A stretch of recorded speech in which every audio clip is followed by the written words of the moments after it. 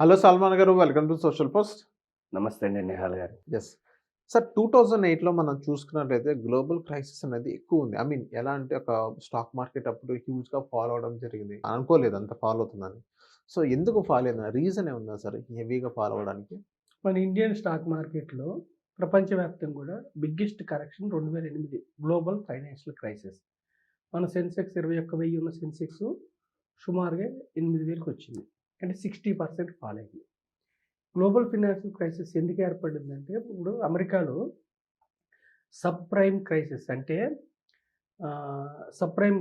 ఏంటంటే ఇప్పుడు అమెరికాలో క్రెడిట్ సరిగ్గా లేని వాళ్ళకి అంటే జనరల్‌గా ఏంటంటే అప్పుడేమో ఏమి అపోహ ఉండేదంటే ఇల్లులు కొనుక్కుంటే ఇళ్ళ రేట్లు ఎప్పుడూ పెరుగుతూనే ఉంటాయి అన్న అపోహ ఉండేది. సో, మనకి సిబిల్ స్కోర్ ఎలా ఉంటుందో అలా క్రెడిట్ స్కోర్ ఉంటుంది కదా! క్రెడిట్ సరిగ్గా లేని వాళ్ళకి గూడా అందరికి లోన్‌లు ఇచ్చారు బ్యాంక్స్. ఇల్లులు కొనుక్కోవటానికి. వాళ్ళ బ్యాంక్ ఉద్దేశ్యం ఏంటంటే ఇల్లు కొనుక్కోవడానికి లోన్ ఇస్తే రేపు ఇతను డిఫాల్ట్ అయినా కూడా ఇంటి రేట్ ఎప్పుడు పైకే ఉంటుంది గదా! మనం వేలం వేసి మన డబ్బులు మనం వెనక్కి తీసుకోవచ్చు అనేది వాళ్ళ ఉద్దేశం. ఓకే. అట్లా ఎక్కువ మందికి క్రెడిట్ స్కోర్ సరిగ్గా లేని వాళ్ళకి గూడా లోన్‌లు ఇచ్చారు అమెరికాలో. ఇచ్చిన తర్వాత ఏమైందంటే జనరల్‌గా ప్రతి దేశంలో మానిటరీ పాలసీస్ ఏంటంటే ఇన్‌ఫ్లేషన్ పెరిగినప్పుడు వడ్డీ రేట్లు పెంచుతారు. ఓకేనండి. అదుపు చేయటానికి ఇన్‌ఫ్లేషన్ అదుపు చేయడానికి. ఫెడ్ అప్పుడు మనకి భారతదేశంలో రిజర్వ్ బ్యాంక్ ఆఫ్ ఇండియా ఎలా అంటారో American central bank fed. Fed ఏం చేసిందంటే అప్పుడు కొంతకాలానికి వడ్డీ రేట్లు మానిటరీ పాలసీలో భాగంగా వడ్డీ రేట్లు పెంచాల్సొచ్చింది. వీళ్ళు బ్యాంక్స్ ఏం చేశాయి లోన్‌లు ఇచ్చిన తర్వాత ఆ మార్ట్‌గేజ్ లోన్స్ ఇచ్చి, ఆ మార్ట్‌గేజ్ లోన్స్ సెక్యూరిటీస్ కింద ఇన్వెస్టర్స్‌కి ఇచ్చాయి. ఎప్పుడైతే ఫెడ్ వడ్డీ రేట్లు పెంచాయో అందరు పర్సన్స్‌కి ఈఎంఐలు పెరిగినాయి. ఈఎంఐలు పెరిగినప్పుడు కొంతమంది డిఫాల్ట్ అయ్యారు.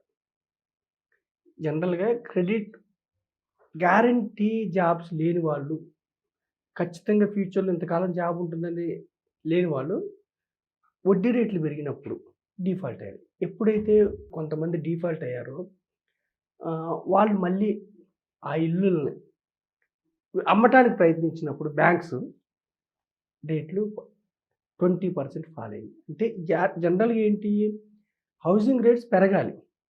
వేలం వేయటానికి ప్రయత్నించినప్పుడు ఫాల్ అయింది. కొనేవాళ్ళు లేరు. ఓకేనండి.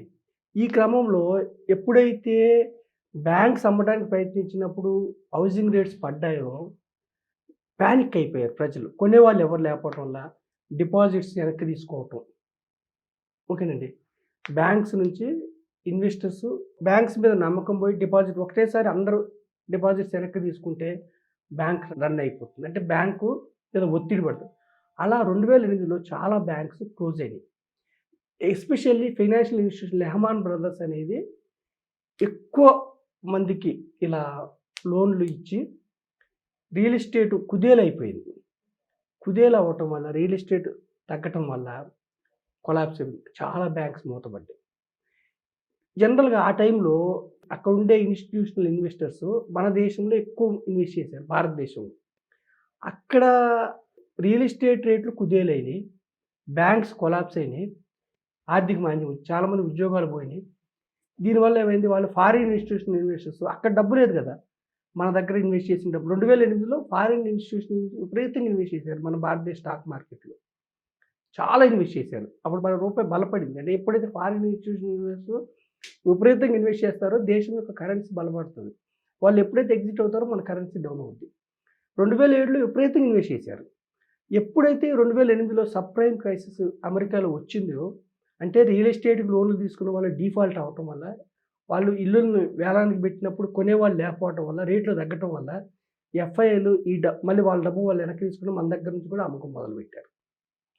మన దగ్గర నుంచి అమ్మకం మొదలుపెట్టడం వల్ల మన స్టాక్ మార్కెట్స్ 60% కుదేలైనయి. అమెరికన్ స్టాక్ మార్కెట్స్ కుదేలైనయి. మన స్టాక్ మార్కెట్స్ కుదేలైనయి. అమెరికా ఎకానమీ మీద ప్రపంచ దేశాలన్నీ ఆధారపడి ఉంటాయి. అంటే ఎక్కువ ఇంపోర్ట్స్ అమెరికాకి చేస్తాయి. సో, గ్లోబల్‌గా ఫైనాన్షియల్ క్రైసిస్ అంతా చుట్టుముట్టినాయి. అన్ని దేశాల స్టాక్ మార్కెట్స్ దెబ్బతిన్నాయి. సో, మనం ఇది ఎందుకు చెప్తున్నామంటే 2008 అంటే ఇప్పుడు 25 సంవత్సరాలు ఉన్న వ్యక్తికి 2008 అంటే అతనికి ఒక 5, 6 ఏళ్ళు 6 ఏళ్ళో 7 ఏళ్ళో ఉంటాయి. వాళ్ళకి తెలీదు. అంటే స్టాక్ మార్కెట్స్‌లో ఏమిటంటే కరెన్సీ డిప్రిషియేట్ అయినా మార్కెట్స్ పడిపోతాయి. అవును. ఎఫ్ఐఐలు బయటికెళ్ళినా మార్కెట్స్ పడిపోతాయి.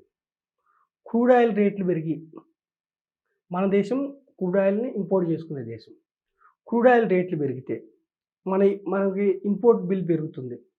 ఇన్ఫ్లేషన్ పెరుగుతుంది. వడ్డీ రేట్లు పెంచాల్సొస్తుంది. అంటే కొన్ని సంవత్సరాలు గ్లోబల్‌గా ప్రపంచవ్యాప్తంగా ఆధారపడి ఉంటాం కాబట్టి స్టాక్ మార్కెట్స్ కొన్ని సంవత్సరాలు ఈ యొక్క క్రైసిస్ మీద మార్కెట్ పెరగకుండా ఉండే అవకాశం ఉంటుంది. సో, ప్రజలు అర్థం చేసుకోవాల్సింది ఏంటంటే మీరు బిజినెస్‌లో ఓనర్స్ అయినప్పుడు అందుకే మనం ఏం చెప్తున్నామంటే ఏం సలహా ఇస్తున్నామంటే ఎస్పెషల్లీ మిడిల్ క్లాస్ పర్సన్స్, సమయం లేని వ్యక్తులు, టైం లేని వ్యక్తులు, మీరు ఫినాన్షియల్ స్టేట్మెంట్స్‌ని మీరు అర్థం చేసుకోలేకపోతే, బిజినెస్‌ని మీరు అర్థం చేసుకోలేకపోతే వాళ్ళని ఒక కంపెనీ, 2 కంపెనీ, 3 కంపెనీల్లో మీరు ఇన్వెస్ట్ చేసుకోకుండా, టిప్స్ విని ఇన్వెస్ట్ చేసుకోకుండా మీరు ఒక గ్రూప్ ఆఫ్ కంపెనీస్ అంటే బ్రాడర్ మార్కెట్స్‌లో రండి. సెన్సెక్స్ అంటే ఏమిటి? ఒక 30 కంపెనీస్ అంటే ఎకానమీలో మీరు ఓనర్స్ అవ్వండి. మన దేశ ఎకానమీలో మీరు ఓనర్స్ అవ్వండి. షార్ట్ పీరియడ్‌లో ఈ గ్లోబల్ ఫైనాన్షియల్ క్రైసిస్ వల్ల అప్పుడు 2008లో మన యొక్క సెన్సెక్స్ 60% ఫాల్ అయింది. కోవిడ్ టైంలో 40% ఫాల్ అయింది. కానీ అప్పుడు 60% ఫాల్ అయింది. అంటే ఎప్పుడైతే ఆర్థిక మాంద్యం ప్రపంచవ్యాప్తంగా వస్తుందో అలాంటి సందర్భాల్లో మార్కెట్ పడుతుంది. కరెన్సీ డిప్రిషియేట్ అయితే కూడా మార్కెట్ పడుతుంది. కంపెనీస్‌కి లాభాలు లేకపోయినా కానీ మార్కెట్ పడుతుంది. లేదంటే ఇలాంటి యుద్ధాలు వచ్చినప్పుడు, అప్పుడు 2008లో ఏమైంది? స్టాక్ మార్కెట్స్ మీద అందరూ నమ్మకాలు కోల్పోయి గోల్డ్‌లో ఇన్వెస్ట్ చేయడం మొదలుపెట్టారు. సేఫర్ ఇన్స్ట్రుమెంట్స్ వైపు. అంటే ఇవన్నీ జరుగుతుంటాయి. ఆర్థిక మాంద్యం వచ్చినప్పుడు ఉద్యోగాలు పోయినప్పుడు అందరి దగ్గర డబ్బు ఉండదు. బయటికి పానిక్ అయిపోయి అమ్మేస్తూ ఉంటారు. సో, ఇవి జరుగుతూ ఉంటాయి. సో, మనం ఎందుకు చెప్తున్నామంటే యూత్‌కి ఎస్పెషల్లీ 25, 30 ఏళ్ళు ఉన్న వాళ్ళకి అప్పుడు గ్లోబల్‌గా ఫినాన్షియల్ క్రైసిస్ వల్ల మార్కెట్స్ ఇంత దెబ్బతిన్నాయి అనేది పెద్దగా అవగాహన ఉండదు. సబ్ ప్రైమ్ క్రైసిస్ వల్ల ఇట్లా బ్యాంక్స్ కొలాప్స్ అయినాయి. బ్యాంక్స్ ఆ రోజుల్లో. సో, ఇవన్నీ ఉంటాయి. సో, మనం ఏం చెప్తున్నామంటే బ్రాడర్ మార్కెట్స్‌లో లాంగ్ టర్మ్ కోసం రండి. స్టాక్ మార్కెట్స్‌లో వస్తే మీరు. అప్పుడు ఏమైద్దంటే మీరు కొన్ని బెస్ట్ కంపెనీస్‌లో, కొన్ని గుడ్ కంపెనీస్‌లో మీరు ఓనర్‌షిప్‌లో ఉంటారు. దీర్ఘకాలంలో మీకు మనం బ్యాంక్ ఎఫ్‌డి కంటే ఒక 5%, 6%, 7% ఎక్కువ ఎక్స్‌పెక్ట్ చేస్తే వచ్చే అవకాశం ఉంది. కానీ ఎక్కువ 20%, 25% ఎక్స్‌పెక్ట్ చేస్తే రాకపోవచ్చు. ఇంకొక అపోహ ఏంటంటే ప్రజల్లో ఉన్న అపోహ ఎక్కువ రిస్క్ తీసుకుంటే ఎక్కువ రిటర్న్ వస్తుందని. రాంగ్ అది. ఎఫ్ అండ్ ఓలో ఏంటి? ఎక్కువ రిస్క్ కానీ ఎక్కువ రిటర్న్ వస్తుందా? రాదు. ఔట్ ఆఫ్ 100 ఓన్లీ 8 మెంబర్స్‌కే వస్తుంది. 92 మెంబర్స్ లూజ్ అవుతున్నారు. ప్రతి ఒక్కళ్ళు ఏమనుకుంటారు? ఆ 8 మెంబర్స్ నేను ఒకడిని అనుకుంటారు. ఎవరు నేను లూజర్ అనుకోరు. సో, మనం ఏం చెప్తున్నామంటే ఈ ఫినాన్షియల్ క్రైసిస్‌ని ప్రజలకి మనం చెప్తున్నాము. అంటే గూగుల్‌లో కూడా ఉంటుంది. చాట్‌జీపీటీలో కూడా ఉంటుంది మీరు చూస్తే. కాకపోతే ఇలాంటి సందర్భాలు స్టాక్ మార్కెట్స్‌లో కూడా ఉంటే ఆ సందర్భాల్లో కుదేలవుతది. ఇప్పుడు కూడా యుద్ధం వల్ల మన కొంచెం కరెన్సీ డిప్రిషియేట్ అవ్వటం కావచ్చు, ఇన్ఫ్లేషన్ పెరగటం కావచ్చు. దీనివల్ల కొంచెం మార్కెట్స్ అక్కడక్కడే ఉంటున్నాయి. దీర్ఘకాలం గురించి వస్తే మీరు బిజినెస్‌లో ఓనర్స్ అయితే బాధపడాల్సిన అవసరం లేదు. Don't be panic. Okay. Okay sir. So, thank you sir. మా సోషల్ పోస్ట్ వచ్చినందుకు. Thank you.